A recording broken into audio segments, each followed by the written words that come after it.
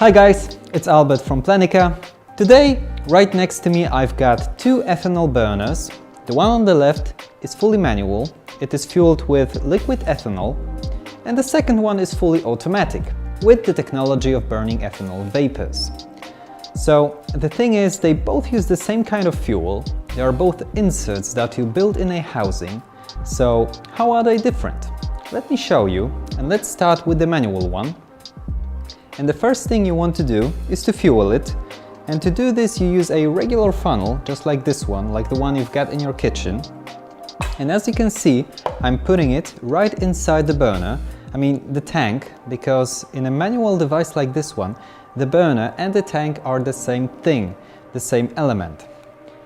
Okay, so now I can pour the fuel, but be careful not to exceed the maximum level marked inside the tank, otherwise you will overfill it. In this case, you will have to remove the entire burner from the housing, pour the fuel out, dry it. It would be best to wait a couple of hours to be sure it is safe to try again. Okay, so now I can pour liquid ethanol straight from the bottle.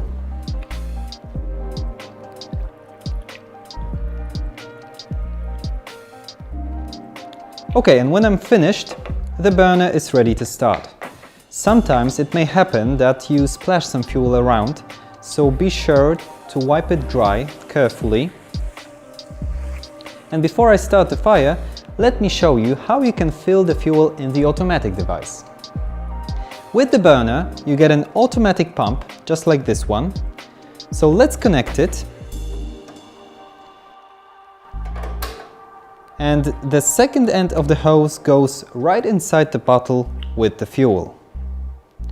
And all you have to do now is just press the button, and the burner will do the rest. When the tank is full, the pumping stops automatically. So even if I push the button, it won't pump any more fuel, so there is no risk of overfilling it. So now let's disconnect the pump,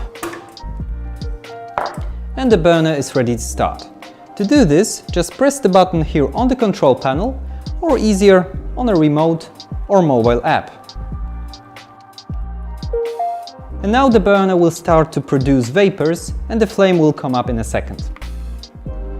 As you can see, the flame is now on, so now let's go back to the manual device. To start the fire, you need a lighter or just some regular matches, and it all goes down to putting a burning lighter close to the liquid fuel. And as you can see, you have to be really careful because the ignition is very rapid. And initially the flame is quite small and very blue in color, so we have to give it a couple of minutes to warm up. To lower the flame in the manual device, you use this special tool, and all you need to do is just pull this wide metal panel. And by doing this, you are just reducing the amount of oxygen that goes right inside the burner. So the effect is that the flame just suffocates and drops down. To make it high again, you need to push the flap back in place.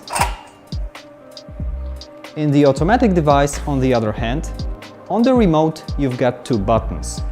One lowers the flame, and the second one makes it higher. And there are up to 6 flame height levels in total.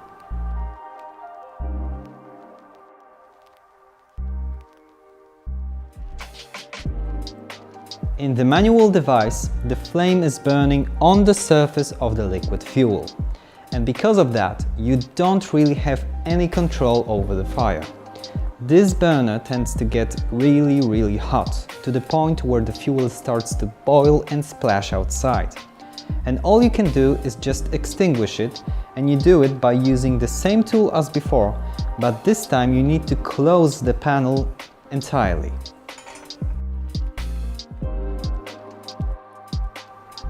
But as you can see, it is often difficult to put out the fire because the oxygen is still getting inside and the flame is burning. So usually you have to try a couple more times.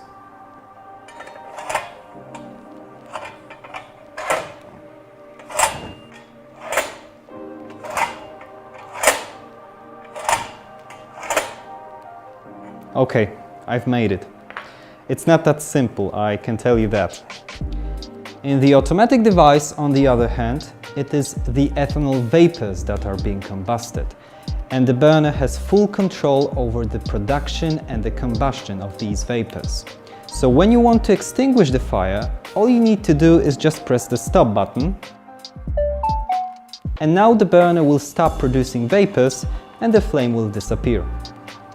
Another big difference between these two devices is the smell. This because even if you extinguish the manual burner, the fuel contained inside the tank is still very hot and it evaporates to the air. Also, the flame is burning somewhere at this level inside the tank where there is not enough oxygen. And the result is an incomplete combustion in which a very strong and unpleasant smell is produced. Also, as you can see, the tank is fully open, so any dust particles or dirt can easily get inside. So when you light this fireplace, it will all burn down, giving off a burning smell. In the automatic device, on the other hand, the fuel is contained inside an isolated tank. And the thing I want you all to remember is that in the automatic burner, the flame has never any direct contact with the liquid fuel.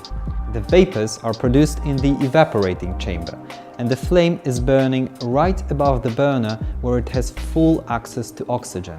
So it is very clean without any smell. And when you turn it off, the burner stops producing vapors, so again, there is no smell.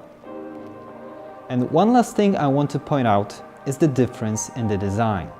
So a manual burner is basically a box that you fill up with fuel, an open tank with liquid ethanol inside. And because of many safety regulations in different countries, it is very difficult to find a manual burner that is longer than this one right here. In the automatic burner, the vapors are emitted through this metal strip, and this design allows for far longer lines of fire. A standard model like this one can be even 2.5 meters long.